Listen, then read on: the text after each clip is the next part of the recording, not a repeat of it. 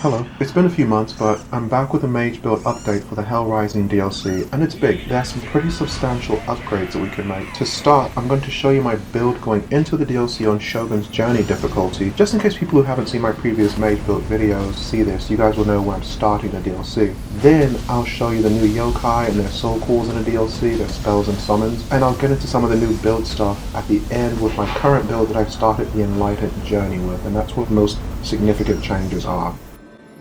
So this is my build going into the DLC on New Game Plus, and the key points of this build are the 6-piece Judojin, the 5-piece Shrine Maiden, or Shinto Priest with your male character to get the 46.2% untouched onmyo, which was the cap before this DLC came out, and we'll get into that a bit more later. The concept behind this build is the playstyle. I wanted the magic playstyle where I'm using onmyo as my primary source of offense, and there's also the utility. Every time I cast a spell, say explosive shot, on an enemy, the enemy is getting burned from the elemental effect of explosive shot, plus they're getting blinded, they're being slowed, their damage output is being decreased, plus my damage output is being increased. So it's the playstyle plus the magic damage and the utility, all the debuffs all together. I'm just showing you like all the special effects. You can pause at any moment here just to zero in on any one special effect that you wanted to see.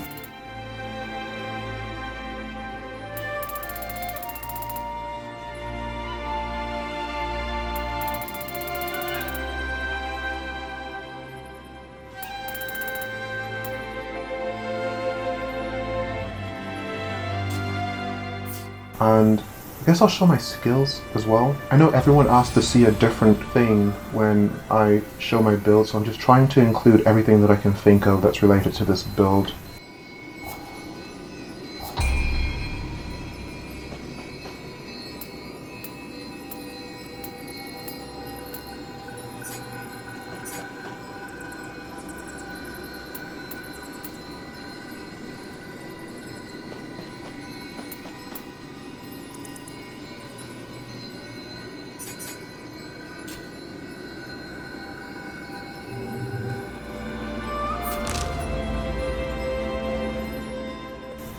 And now we'll go into the DLC on New Game Plus, or Shogun's Journey difficulty. And I initially wanted to start on the Enlightened One's journey, but when you start Enlightened One's journey, it starts you at the beginning of the game, so you have to beat the entire base game before you can go into the DLC. So I started on Shogun's Journey difficulty, I did the DLC, and then I started the Enlightened One's journey difficulty, so you'll see some of that towards the end of the video, the Enlightened One's part, the Enlightened One's journey part.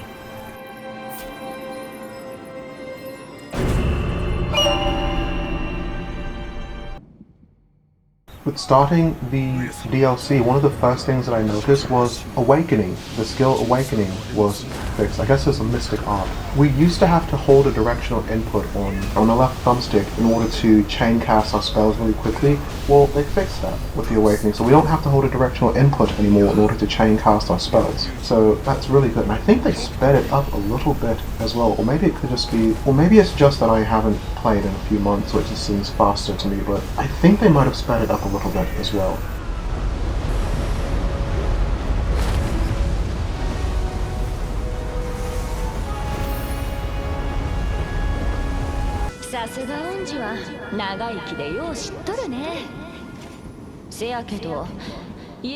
So here are the new yokai that I ran into. This first one is the Komatsuki, and Komatsuki is weak to fire and resist water. And you just saw fire and wind here. I'm going to show you water and lightning, just so you can see the difference.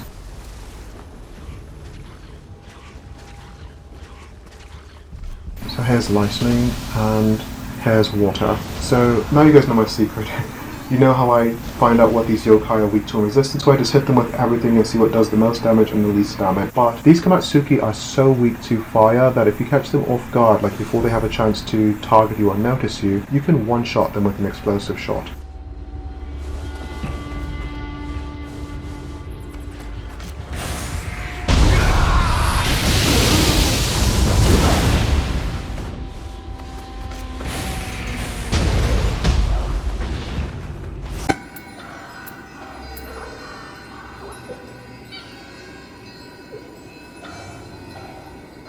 And here's its soul core. This is the summon. Summon doesn't seem that interesting to me, but here is the spell that you get, the Dissipation Talisman, and this increases the key damage that you deal to an enemy. It's the debuff that you throw on them, so again, it's not all that interesting for Mage Build, but it's new, so I figured I would show it. And here's another new yokai, the Akaname, and this reminds me of the Resident Evil Licker. And here's its spell, the Sacrosanct Talisman, which is basically a cleanse. You throw it on yourself, and it removes all negative status effects from you, so again, not all that interesting for Mage Build, but it's new. Here's another new yokai, which is the Giant Toad. Basically a bigger version of the Komatsuki, but with ninjutsu that it uses. It's a returning boss from Nioh 1 and 2. And like the Komatsuki, he's weak to fire and resists water, but he's pretty much a pushover. He'll go down really easy. You shouldn't have much trouble with him as a Mage Build.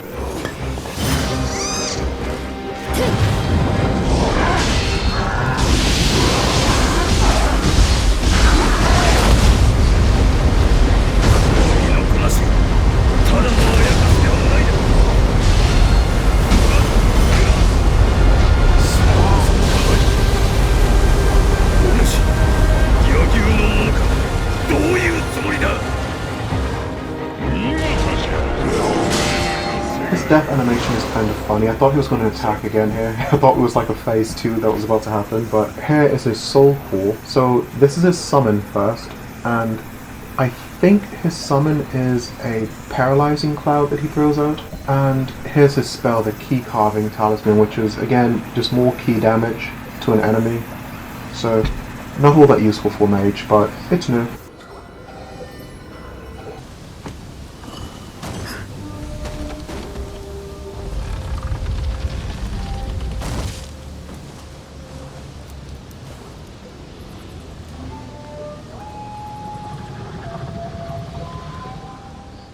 Here's another new yokai. This is Ichimokurin, and this is a big dragon. It ambushes you earlier on when you first get into this area, but it's not a guaranteed soul core the first time it ambushes you. This location is a guaranteed soul core because this is a Crucible Wraith version of it, and he's basically neutral to all the elements as far as I could tell. And you encounter him like right after you've killed the giant toad, and this is the area. And here's his soul core. The summon actually looks kind of cool.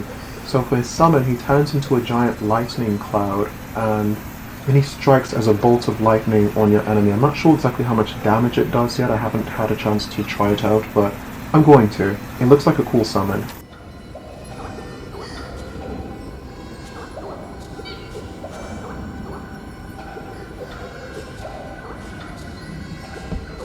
And this is the spell. It's Universal Stop. It's basically all of the elemental stop talismans combined, so kind of useless for mages anyway. Now, this is the point in the DLC where you unlock picture scrolls. So it starts with the Stagnant Shogunate quest, and you just progress along the DLC. I'm tracing this path that you'll be taking here. And you get all the way to the point where you unlock this base here, and this is where you unlock the picture scroll and you get your very first picture scroll. The first picture scroll that you get has basically no effect on your build, but in New Game Plus Plus, the Enlightened One's Journey, picture scrolls change things in a huge way, and I'm going to show you how in just a moment. But first, I need to nuke the final boss of the DLC really quickly so that we can get into the next difficulty and I can show you the build-altering loot. So this is the final boss, and I don't even know if he has a soul core or not. I've only fought him this one time, and I don't think he dropped a soul core for me.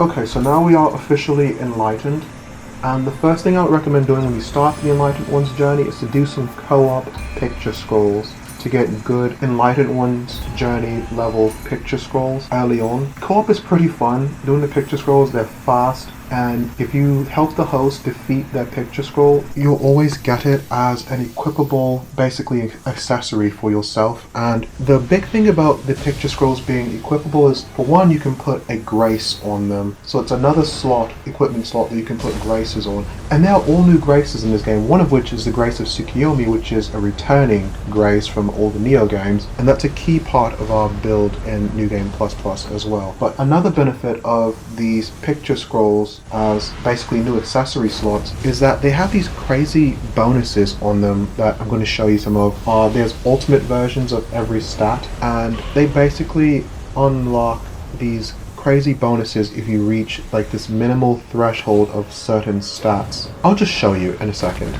And I'm not certain, but I'm almost positive you can roll untouched onmyo as one of the passive effects on these picture scrolls as well. I've seen untouched elixirs and untouched summoning seals on them, so I'm pretty sure you can roll untouched onmyo as well. I haven't gotten it myself yet, but I'm trying for it.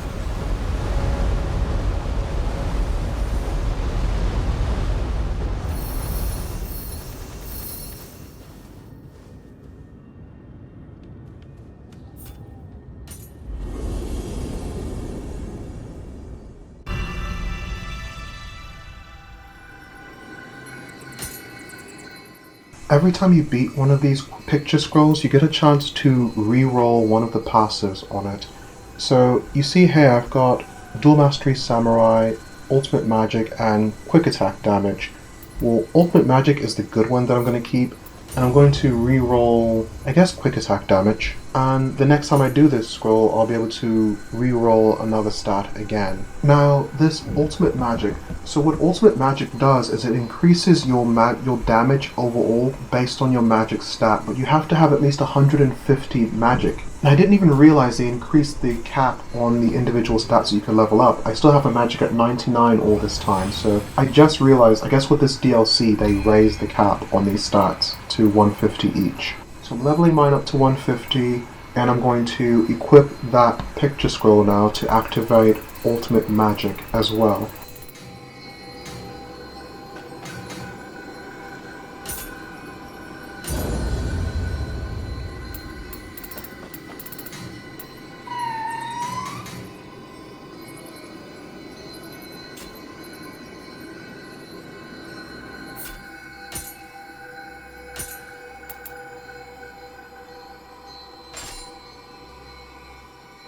And I just want to check to make sure that Ultimate Magic is active, and there it is. So it is active. And that's the first major damage boosting part of the build going into New Game Plus Plus, and we'll need it because these cursed enemies are just tankier versions of regular enemies. I'm showing you this Gozuki here just so that you can see how much tankier he is than regular Gozuki who you're probably used to seeing.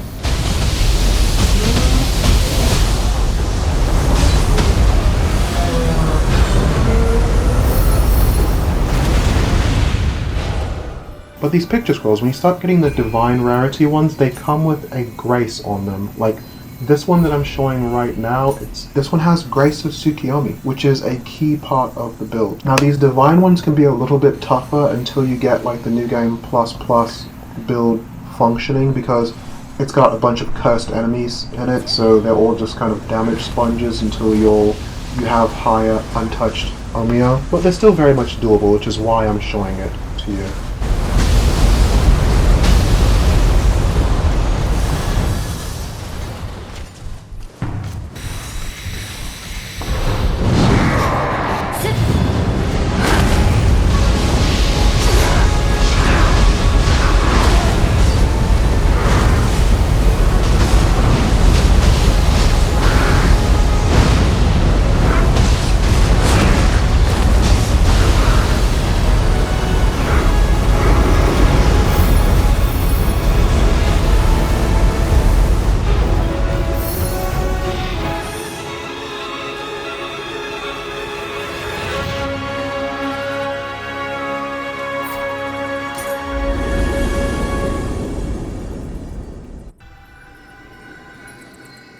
So this is the picture scroll that you get, or that I got, and these are the passives that I can choose to roll on this. It's got Grace of Tsukuyomi, and you see that it has onmyo magic damage plus 9.5%, so that's a really good one too, but I don't want to trade the Grace for it.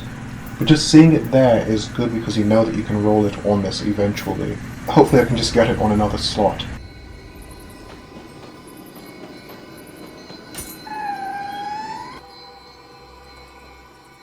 But now here is the New Game Plus build after I've equipped that picture scroll and the new gear that I got from actually doing the picture scrolls as well. I've got 6 pieces of Tsukuyomi. Ideally I want to have all 7 pieces, but you see the 6-piece bonus is 15% untouched onmyo, which is really good. So the cap for untouched onmyo is higher, a lot higher than it was previously. I'm still using 4 pieces of Servants of the Gods. Ideally I want to have 3 pieces of Servants of the Gods, 7 pieces of Grace of Tsukuyomi, and 3 pieces for Grace of Judojin. I like the life drain onmyo magic hit just so that I can heal myself by dealing damage instead of having to stop to use an elixir if I take damage. And I'll just show the bonuses. Again, you can just pause at any moment if you want to examine those further.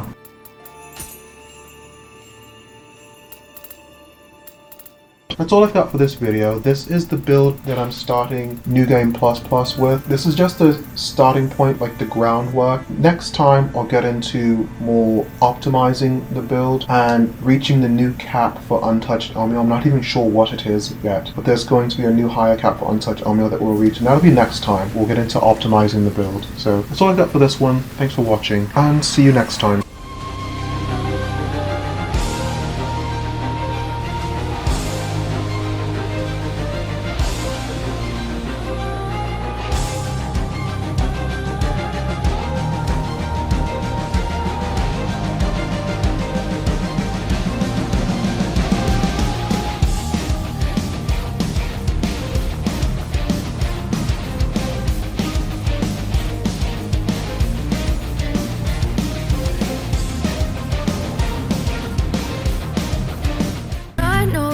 Told your friend you're not okay, and tell me what's wrong and why you never said you felt that way. And guess you're trying to stay strong and fake a smile until I look away.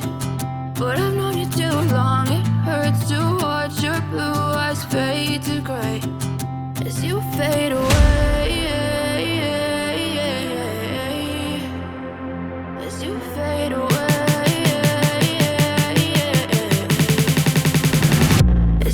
Baby